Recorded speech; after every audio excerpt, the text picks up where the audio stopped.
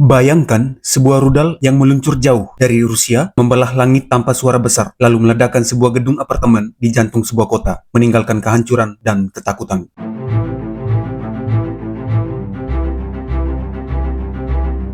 Pada malam 19 November 2025, langit di atas Ternopil, Ukraina, dipenuhi hiruk-pikuk serangan besar yang melibatkan rudal dan drone, termasuk sejumlah KH-101. Salah satu di antara rudal ini berhasil mencapai sasarannya, yaitu sebuah gedung apartemen bertingkat yang kemudian hancur berat dan menimbulkan korban sipil. Pemerintah Ukraina memastikan bahwa puing yang ditemukan adalah fragmen KH-101 yang diproduksi hanya beberapa bulan sebelumnya. Sebuah bukti bahwa Rusia tetap mampu membuat persenjataan canggih meski berada di bawah tekanan sanksi internasional.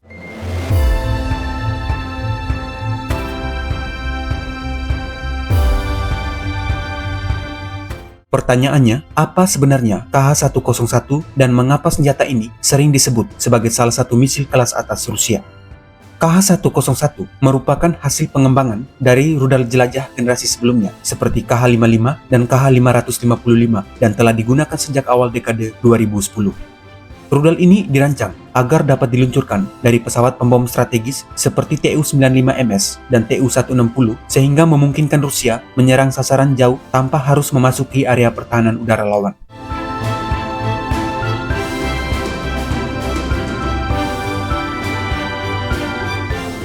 Dari segi desain, KH-101 mengadopsi beberapa prinsip siluman yang membuatnya sulit terdeteksi. Bentuk tubuhnya dirancang agar jejak radar menjadi rendah, sementara pola terbang pada ketinggian sangat rendah membuat radar sulit melacaknya karena keterbatasan cakupan.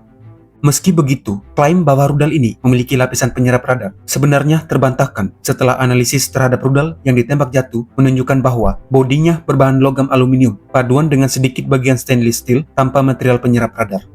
Hal ini menandakan bahwa kemampuan silumannya lebih bertumpu pada bentuk aerodinamis dan jalur terbang rendah, bukan pada bahan pelapis khusus.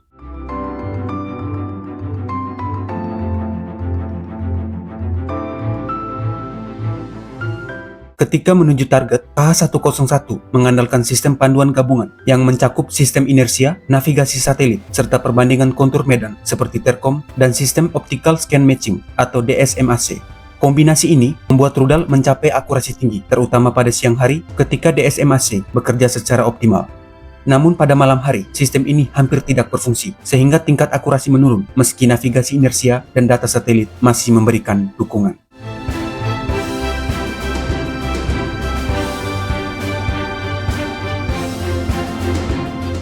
Dalam beberapa tahun terakhir, Rusia juga menambah kemampuan baru pada KH-101 dengan menghadirkan varian yang membawa sistem perlindungan terhadap intersepsi musuh. Rudal ini dapat melepaskan sejumlah decoy seperti flare atau CAF untuk mengelabuhi radar pertahanan lawan.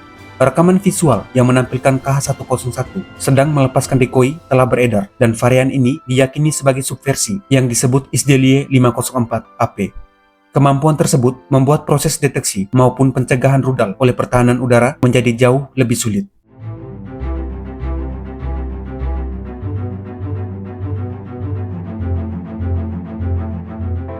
Rusia kemudian mengembangkan KH-101 dengan berbagai jenis hulu ledak. Versi standar membawa hulu ledak konvensional sekitar 400 kg yang efektif untuk menghancurkan target statis seperti infrastruktur penting. Dalam perkembangan terbaru, muncul versi dengan dua hulu ledak yang total bobotnya bisa mencapai 800 kg, memberikan daya hancur yang jauh lebih besar. Varian ini dikonfirmasi oleh militer Ukraina pada Mei 2024 ketika sebuah KH-101 dengan konfigurasi tersebut berhasil ditembak jatuh.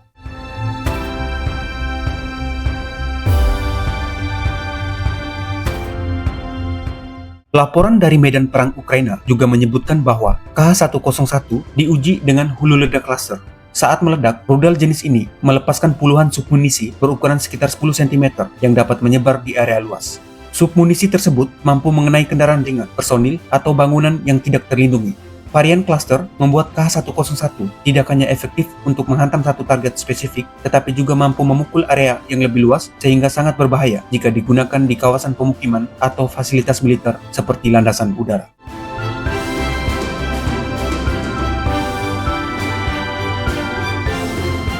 Meskipun memiliki beragam keunggulan, KH-101 tetap memiliki titik lemah. Salah satu kelemahannya terletak pada penggunaan mesin. Dalam beberapa kasus, rudal yang ditembak jatuh ditemukan menggunakan mesin lama dari KH-55, yaitu R-95-300, akibat keterbatasan pasokan mesin baru. Hal ini menunjukkan bahwa produksi KH-101 dalam jumlah besar terhambat oleh kapasitas manufaktur mesin dan membuat Rusia terkadang masih mengandalkan komponen lama yang berpotensi mempengaruhi performa atau keandalannya.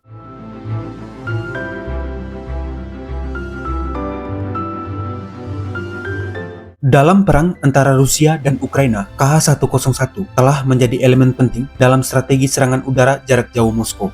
Kombinasi jangkauan panjang, panduan presisi, kemampuan siluman yang memadai, serta fleksibilitas pilihan hulu ledak menjadikan rudal ini efektif untuk menyerang target di kedalaman wilayah Ukraina, termasuk kota-kota yang jauh dari garis depan.